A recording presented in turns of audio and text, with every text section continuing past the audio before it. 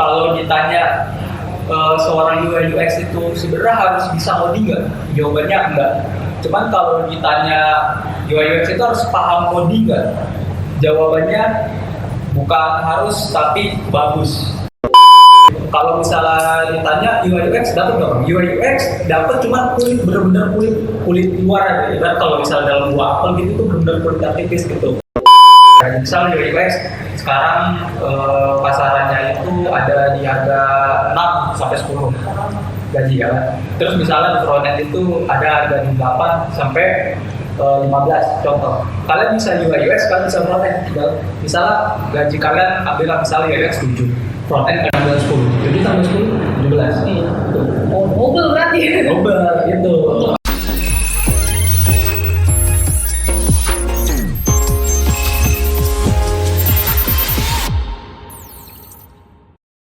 Assalamualaikum warahmatullahi wabarakatuh. Halo teman-teman semua, apa kabar nih?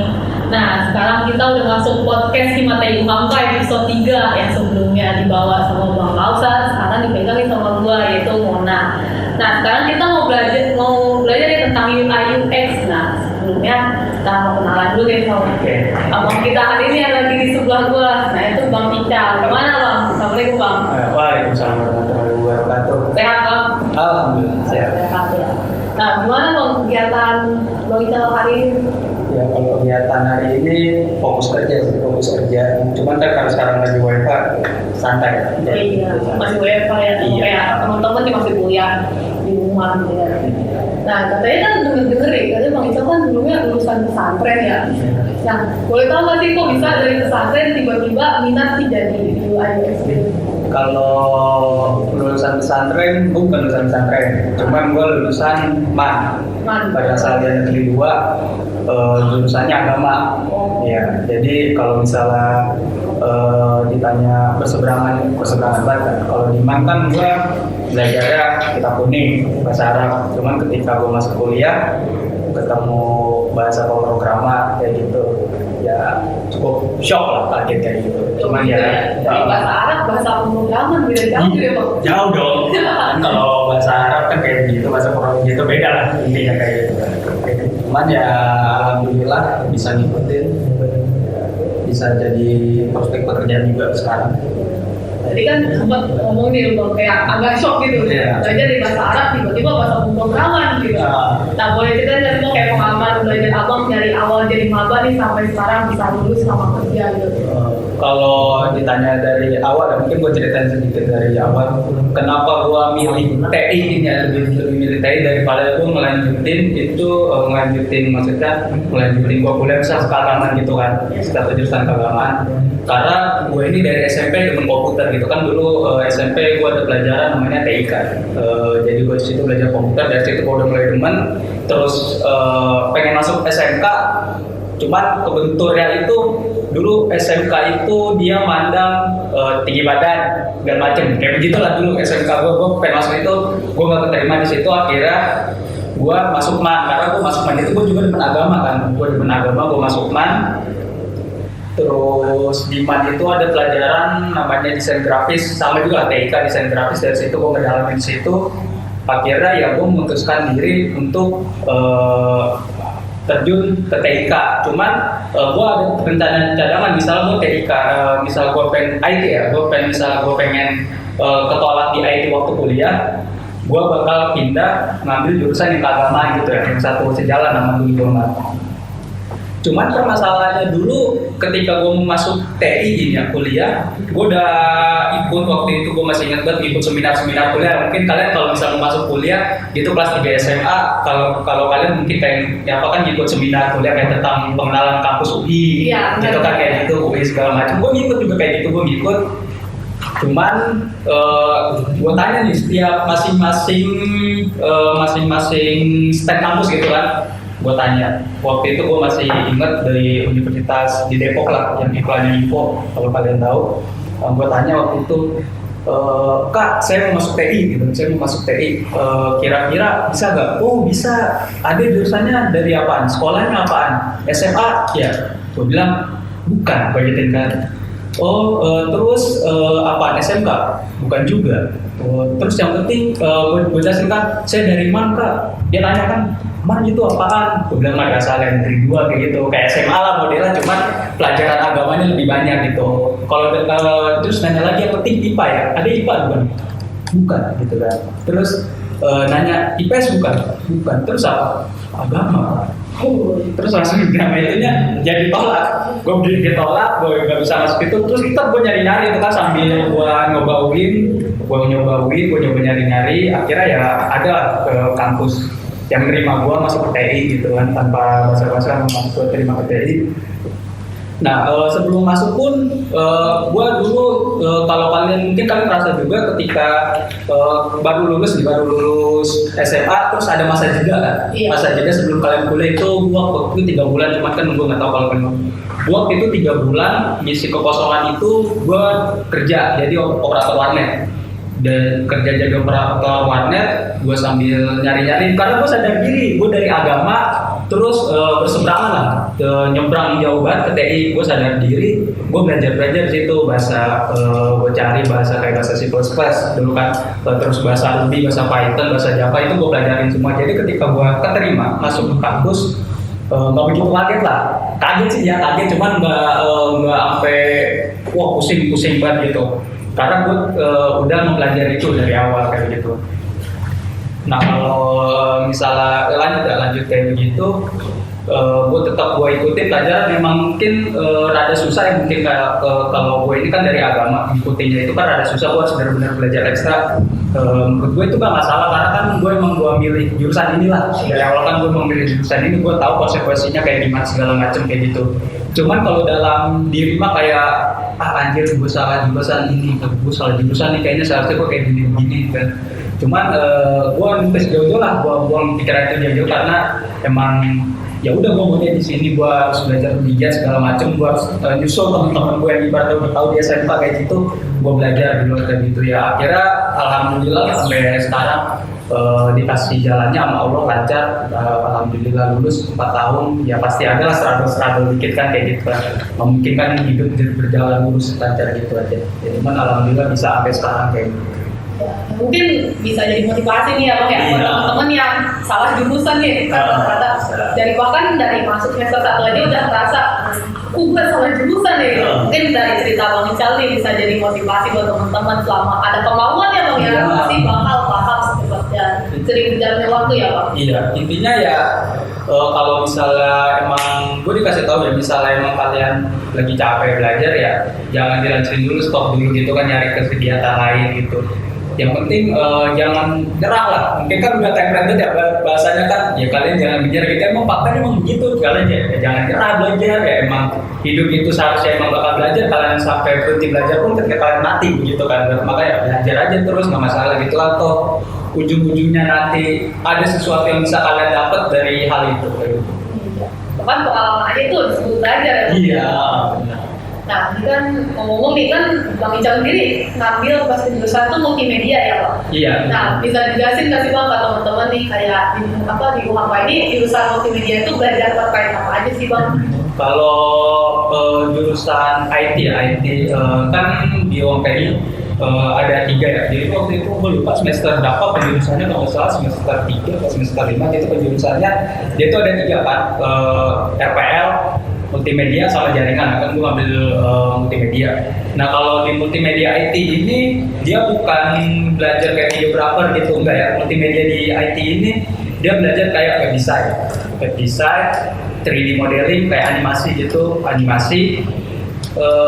sama gitu sih gitu. Kalau misalnya ditanya UI UX dapat nggak? UI UX dapat, cuma bener-bener kulit luar aja. Ibarat kalau misalnya dalam buah apel gitu tuh bener-bener kulit tipis gitu. Jadi nggak ada prospek lu bener-bener terjun lurus ke sana kayak gitu. Jadi kalau misalnya balik lagi ke pertanyaan multimedia, itu dia bakal belajar kayak misalnya web programming gitu tentang web design, front end-nya doang, terus ada animasi, 3D rendering kayak gitu. Oh, banyak yang muncul ya belajar. Ya betul, lumayan banyak. Soalnya kan kita kan S1 ya, bukan D3, bukan D4 gitu kan, yang emang fokusnya itu praktek gitu kan. Kita S1 yang emang teori-teori kayak gitu. Jadi ya emang dibelajarin semua teori-teorinya kayak gitu. Terus tadi masih membahas tentang jurusan multimedia ya Bang. Pas sebelum abang milih di antara 3 jurusan itu, sempat gak sih kayak itu kayak kepikiran gitu, kayak pertimbangan buat masuk ke multimedia itu? Sempat waktu itu pengen ngambil RPL itu pengen moding lah gitu, pengen moding karena dulu masuk tadi itu gue masih inget banget pas begitu operator warnet gue nonton film, nama filmnya WMI, bukan WMI Jackie Chan ya, WMI itu yang film Jerman kalau nggak salah itu tentang hacker. Itu gue pengen banget di situ gue belajar coding segala macam kayak gitu karena gue pengen jadi gitu. Cuman ketika gue masuk ternyata belajar mungkin gue yang salah juga ya, karena berharapnya ini S1 lagi teknik kan. Iya. Gue kira itu teknik itu S1 teknik itu kita bakal full modif segala macam. Ternyata salah di situ gue salah pertama situ gue nggak terlalu nyelami banget gitu tentang S1 kayak gitu. Akhirnya teori. Padahal gue sebenarnya benci banget teori kayak gitu kan. Ngantuk gue ibaratnya kayak gitu, gue pengen yang kayak gitu. Nah akhirnya kenapa gue nggak jadi ngambil RPL kayak gitu? Karena ilmu gue kurang gitu kan. Akhirnya gue ngoding ini nggak pernah, waktu itu gue nyoba ngoding, gue lupa bahasa Inggrisnya, gue ngoding berapa 2 bulan gitu, gue ngoding terus segala macem, terus seminggu sampai 2 minggu gue ngoding hilang ilmunya kayak gitu ya, hilang ilmunya. Jadi kalau mau ngoding gitu kalian benar-benar harus ngoding terus, mau kayak gimana pun ngoding karena biar nggak lupa kan, biar nggak lupa jalannya kemana, sintak-sintaknya kayak gimana gitu. Akhirnya lupa. Nah terus kenapa gue turun ke multimedia kan, lebih spesifik ke Jarilex, gue melihat temen gue ada namanya itu Bang Reza Saputra. Dia itu waktu itu gue melihat dia lagi ngedesain aplikasi kayak gitu kan. Gue tanya tuh ngapain dia lagi ngedesain aplikasi, cuma kan dulu Figma terus dia bisa diprototipin kan, dia jalan gitu bikin aplikasi kayak gini enak juga kan, cuma tinggal drag and drop bahasanya gitu kan ya, lu tinggal ngedrag kotak gini, lu taruh kayak gini, kira bisa. Nah semenjak dari situ gue mantepin buat ke multimedia kayak begitu, ke lebih ke UX, tapi tetap skripsi gue tetap ngoding gitu kan. Tetap ngoding juga nih? Tetap ngoding, karena kalau misalnya mau gue pakai UI UX itu gue belum bisa lah, ibaratnya belum terlalu matang. Cuman ada UX itu berbeda dia, makanya skripsi dia bisa UX, cuman gue tetap coding kayak gitu. Bahkan teman-teman gue pun yang RPL jaringan pun tetap coding kayak gitu. Jadi nggak selamanya misal kalian jaringan terus nanti skripsinya tentang jaringan gitu kan, nggak selamanya kayak begitu. Cuman kalau mau lebih bagus ya tetap jaringan, kalian ngambil topiknya tentang jaringan gitu kan, biar nggak sia-sia lah kayak gitu. Ya intinya mah nyari yang ininya aja lah, yang belum ada aja kayak gitu. Tadi kan ini masalah skripsi nih Rimnya. Boleh jelasin gak sih kok kayak kita tuh skripsi tuh bikin apa aja sih Bang? Kok bisa dari UI UX rambat ke RPL gitu? Kalau di skripsi gue bikin namanya itu sistem perancangan dan pendaftaran ujian komprehensif IK di UANKA khusus Fakultas Teknik dulu itu waktu itu. Karena gue kenapa bisa ngambil itu, jadi nanti mungkin kalian bakal dapat juga ya teman-teman IMA, namanya itu mata kuliah, kalau nggak tahu sekarang kalau gue dulu itu dia RTI. Jadi kalian itu sebelum skripsi ada namanya mata kuliah RTI, di situ kalian bakal diajarin lah sama dosen kuliah itu gimana caranya nemu topik yang buat kalian angkat dari skripsi gitu kan, gimana cara pembahasannya, gimana cara metodenya gitu. Jadi gue dulu bisa ngambil itu karena ada dulu almarhum dekat almarhum Pak Sugeng itu ngasih ide waktu itu gue datang ke ininya, awalnya gue ajuin ide gue, cuman nggak beliau tolak ya, beliau saranin ini ada bapak ada ide, kamu bisa lanjutin kembangin terserah kamu gitu kan. Ya akhirnya tetap gue pilih itu kayak gitu. Cuman kalau misalnya ditanya berarti itu sia-sia dong gue belajar UX, kenapa skripsi itu? Enggak, karena metode yang gue pakai untuk mendesain atau mengoding web itu gue pakai metode prototype dari UX kayak gitu. Jadi ibaratnya ya bukan sia-sia, jadi ibaratnya ada lah timpang tingginya kayak gitu. Jadi tetap ada nyambungnya ya Iya, kalau tetap ada nyambungnya. ya, makanya pertama kali itu kan kok bisa dari UI UX ke modding gitu. Pokoknya ada nyambung Iya, juga ya. iya, Bang. iya. Ngomong tadi udah mepet ke skripsi nih. Iya. Ya, langsung aja topik utama itu apa? UI UX itu apa sih Bang sebenarnya? Kalau UI UX itu mungkin kalau secara panjangan UI itu kan user interface dan UX itu kan user experience. UI ini langsung ini aja ke prospek kerjanya itu kita ini membangun sebuah aplikasi lah, sebuah produk yang dimana user kita ini fokus UI ini fokus untuk memperindah tampilan aplikasi itu kayak misalnya penyusunan layout, terus penyusunan pembuatan icon gitu, icon-icon yang pas sama warna-warna gitu. Kalau sedangkan UX ini pekerjaan yang dimana lu ini kalau secara bahasa gue itu lu nyari experience buat pengguna, ibaratnya target pengguna lu remaja nih. Terus lu gimana caranya aplikasi lu ini bisa diterima sama kalangan remaja gitu. Misalkan kalangan remaja sekarang kan minimalis segala macam gitu kan. Nah itu gimana caranya lu buat aplikasi yang minimalis gitu, yang mudah dimengerti, flow-nya yang lancar gitu kan, gak balik-balik kayak begitu. Jadi kayak gitu kalau UX. Jadi ada juga ya. Iya. Itu UI UX itu bukan hal yang sama ya, berbeda. Dia berbeda cuma saling melengkapi kayak gitu. Kan apa? Langsung kayak apa, boleh nggak sih kayak sharing-sharing kayak pengalaman kerja Bang Ical nih kan di bidang UI UX juga ya, boleh nggak sih Bang kayak sharing-sharing pengalaman kerjanya nih, kayak enaknya apa, sebenarnya apa, kayak sempet gak sih selama kerja lu pusing gitu sama kerjaan sendiri gitu? Kalau sharing pekerjaan, kalau dibahas dari enaknya sih, ya mungkin kan karena emang gue suka ya. Kalau memang gue suka, jadi menurut gue enak-enak aja. Nah kalau ditanya gak enaknya itu, mungkin ya ini sekedar buat masukan juga kan buat teman-teman. Jadi kan sebelum tahap proses aplikasi itu ada, gue jelasin sedikit, itu ada namanya itu kita sistem analis gitu kan. Jadi dari sistem analis itu analis nih kira-kira pengen buat aplikasi apa gitu kan. Nah dari sistem analis ini turun ke kita UI UX, ke divisi UI UX designer, dirapatin lah, itu bisa dikumpulin sistem analis, UI UX, programmer segala macam dikumpulin kayak gitu. Nah sistem analis kita jelasin, misalnya kita mau bikin aplikasi misalnya kalkulator gitu kan, contohnya mau kalkulator kayak begini, targetnya ini segala macam. Nah nanti UI UX dari kayak gitu nangkep nih kan, nangkep oh pengen kayak begini segala macam. Nah terus habis itu udah kita ngedesain segala macam hasil dari rekrutmen kayak misalnya sistem analis kasih flow-nya kayak begini kan, nih flow-nya untuk ini segala macam. Nah kita baca flow-nya, oh ternyata begini, oke kita buat desainnya segala macam. Nah cuman kan nanti kan sebelum dikirim ke programmer itu ada namanya user testing. Nah user testing ini misalnya kita ambil dari 10 orang nih, dari 10 orang lacak kita ambil, terus kita kasihkan menurut tuh aplikasi ini kayak gimana. Nah nanti dia pencet-pencet tuh kayak gimana kan, dia nilai kayak begitu. Nah misalnya emang gak cocok, ya ulang lagi. Nah di situ yang rada-rada ini yang gak enak nih, kita harus desain lagi, ulang lagi, kita mikir lagi ini desainnya kayak gini gimana kan, kayak gitu gimana. Nanti kalau emang udah cocok, baru ditransfer ke programmer gitu. Kadang juga waktu itu pengalaman gua, ketika udah desain dikasih, ibaratnya kita udah rapat yang pertama sama klien, rapat sama klien, kita klien ngasih tahu pengen gini rekrutmennya, terus oke kita tangkap, terus kita desain, kita ketemu. Nah ternyata klien ini pengen perubahan, nambah fitur, misalnya buang waktu lagi kan, nambah fitur lagi, nambah ini lagi.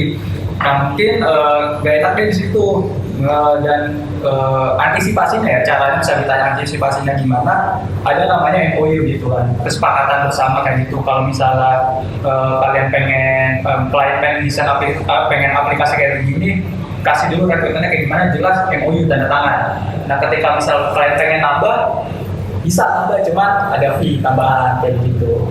Jadi klien juga nggak bisa sembarangan ya? Nah iya, itu nggak di sembarangan. Misal di UI UX enggak ya, misal kayak di graphic design ada kayak begitu, biar ibaratnya orang udah pengen buat banner kayak begini, udah kita kasih ternyata ada penambahan, ya rugi di kita kan, muter waktu lagi, desain lagi. Nah makanya ada MOU, makanya gue bilang itu nggak selalu ada di UI UX doang, di graphic design ada, nanti lu di misal video editor ada, segala macam kayak gitu. MOU itu penting kayak gitu. Itu tadi kan kayak lu sebutkan kayak beberapa orang ya dari berbagai bidang gitu kan. Misalnya buat kerja satu buah aplikasi. Iya. Nah itu pernah nggak sih bang selama lu kerja nih kayak ada beberapa teman-teman kerja lu yang punya pemikiran yang berbeda-beda nih terkait satu aplikasi ini. Nah itu biasanya gimana bang cara ngatasin pemikiran yang berbeda-beda itu terkait pembuatan? Kalau ini pasti kan kita pemikiran berbeda-beda. Kayak contoh gue waktu itu ini desain gue kayak begini. Gue ngeliatnya bagus kan buat gue, cuman temen gue kurang nih, harus kayak gini. Yang pertama harus kita hadapin ya, kita nggak boleh egois. Kita harus benar-benar terbuka masukan saran segala macem. Misal kita udah ngasih kayak begini, terus temen nggak setuju kayak gini, kita tanya masalahnya apaan gitu kan, kenapa lu nggak suka kayak gini, ada nggak masukan kayak gitu. Kalau udah kayak gitu dicatat dulu, kita tampung dulu gitu, terus kita coba rancang, kita konsepin apa kayak misalnya pakai wireframe dulu, kita wireframe dulu. Ini hasil dari desain lu misalnya ini begini, nanti maka jadi begini kayak gitu. Intinya emang harus sering komunikasi itu penting kan dalam untuk mengatasi masalah kayak gitu kan. Emang nggak sekali dua kali, pasti kalau dalam sebuah pembuatan aplikasi apalagi banyak pasti sering kayak begitu kan. Apalagi misalnya dari tim programmer kan, yang biasanya kayak begitu tuh tim programmer, misalnya kita buat aplikasi begini. Terus kita kadang nggak suka mikirin kan, kalau kita enak, seorang UI UX itu enak, kita tinggal drag drop. Nah kan programmer nggak bisa drag drop. Iya. Coding, ya kan, coding lu harus ngitung kolom segala macam gitu. Nah makanya misalnya ada pertanyaan, bang sebenarnya client gitu, misalnya user atau client kita sebutnya dari UI UX itu siapa sih bang?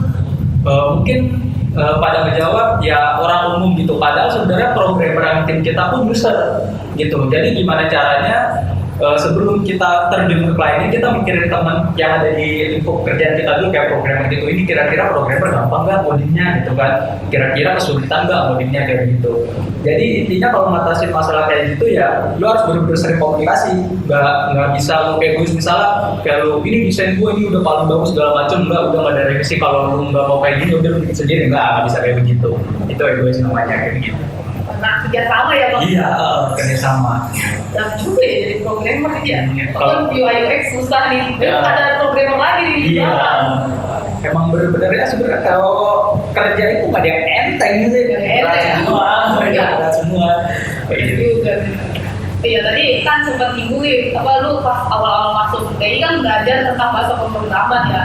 Nah itu sebenarnya sebagai UI UX designer tuh perlu nggak sih kayak punya pemahaman pemrograman kayak HTML, CSS, atau bahasa lainnya? Kalau ditanya seorang UI UX itu sebenarnya harus bisa coding nggak? Jawabannya enggak. Cuman kalau ditanya UI UX itu harus paham coding nggak? Jawabannya bukan harus, tapi bagus. Karena ya itu yang kita pikirin sebelum kita melihat tim programmer, ketika kita mendesain, kita mikir dulu kan coding kayak begini, tahu nih kan CSS kayak gimana, misal CSS gimana, HTML kayak gimana, JavaScript kayak gimana, kita tahu nih gampang nggak kira-kira. Oh kalau misalnya bisa ya udah gitu kan. Karena kan kalau misalnya gue bukan ngejelek-jelekin ya, karena kan bisa kalian buka lah kayak aplikasi Dribble gitu. Contohnya kayak Dribble gitu kan, mungkin kalau lihat ini aplikasinya bagus-bagus gitu kan, bagus-bagus animasinya keren-keren gitu. Nah cuman kadang kalau kayak gitu ngebuat aplikasi kayak begitu, desain aplikasi kayak gitu, kadang ya nggak suka dipikirin gimana kan programmernya kayak gitu. Ngelihat misal buat animasi yang misalnya ada bentuk low kala gitu segala macam, kan nggak sebarang kita membuat UI UX nggak sebarang nempel gitu lagi kan, harus ada CSS segala macam, harus ada if else segala macam kayak begitu. Cuma kalau misalnya kalian UI UX terus kalian bisa coding juga, bisa front end juga, wah itu lebih bagus. Ya ibaratnya gue kasih secara gampang itu secara bayaran secara gaji. Misal UI UX sekarang pasarannya itu ada di harga 6 sampai 10 gaji ya. Terus misalnya di front end itu ada harga di 8 sampai 15 contoh. Kalian bisa UI UX, kalian bisa front end. Misalnya gaji kalian ambil misalnya UI UX 7, front end kan 10. Jadi tambah 10 17. Oh, mobil berarti. Mobil gitu. Untuk juga di penghasilan ya. Iya, kayak begitu. Nah itu juga kayak apa kan tadi kan yang gua inget tadi kan UX itu user Experience. kan pasti ya otomatis di situ kita kayak mengamati kan kayak user atau klien ini itu butuhnya kayak gimana gitu. Iya.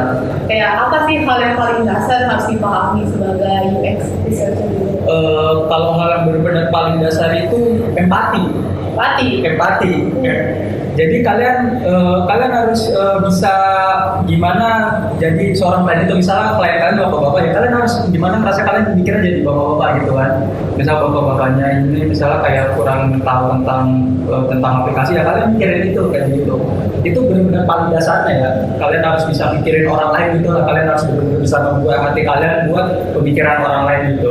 Itu benar-benar dasarnya. Nanti ketika itu nanti barulah kembangkan misalnya gimana cara metode mencari yang cara yang lebih mudah gitu kan, buat aplikasi cara lebih mudah, terus flow-nya kayak gimana kayak gitu. Jadi gue nggak kaget deh.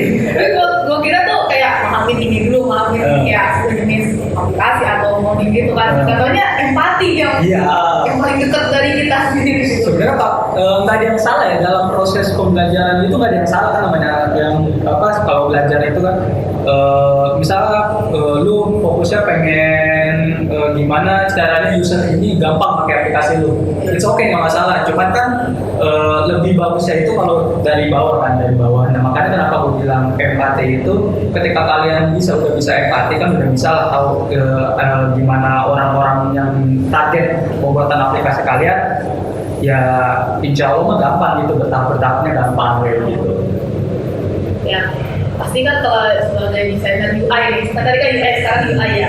Ya pasti kan kita harus nyari inspirasi. Misalnya kalian cuma kasih tahu, nggak mau tahu ya gua mau aplikasi kayak gini. Nah ternyata kan kayak kita aja pasti gimana sih kayak nyari inspirasinya gitu.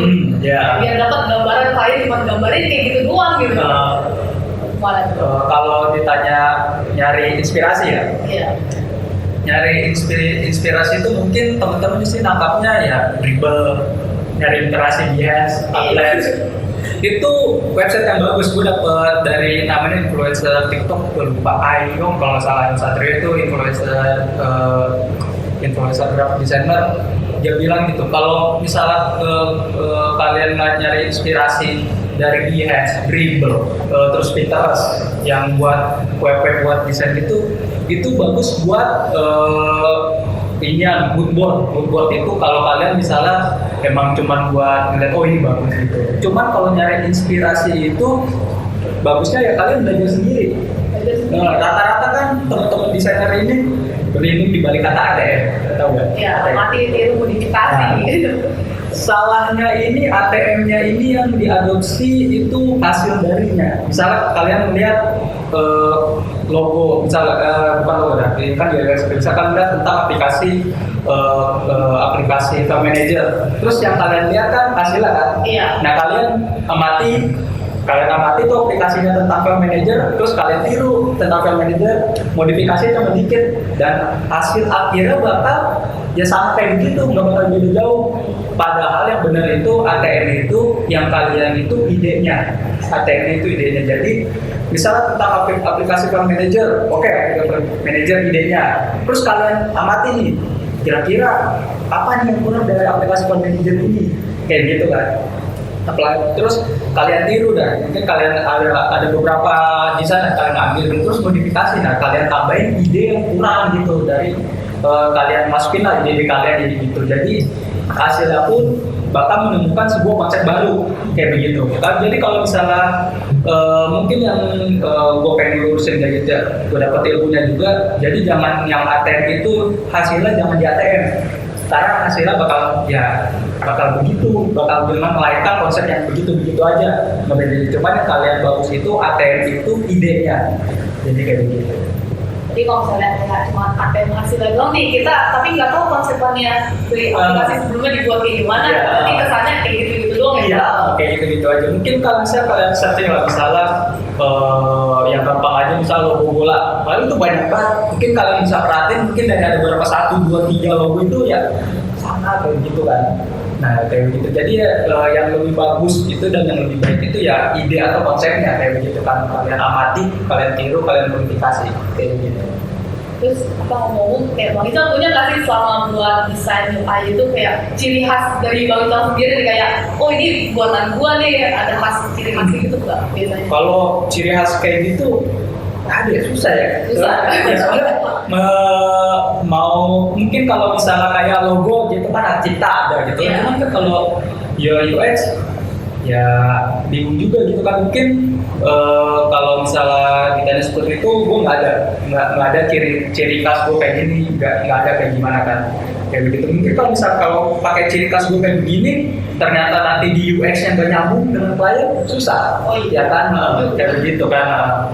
Mungkin ada nggak sih kayak tempat yang menurut Bang Ical cocok nih kayak buat pemula buat belajar UI UX gitu? Mungkin YouTube, channel YouTube atau bagaimana? Iya, kalau misalnya benar-benar pengen terjun terus otodidak gitu, misalnya belum ada teman kan, ibaratnya kan misalnya lagi lagi dengan keadaan seperti ini, kalian lagi di rumah masing-masing kan pengen ketemu teman susah gitu kan, mau sharing-sharing susah.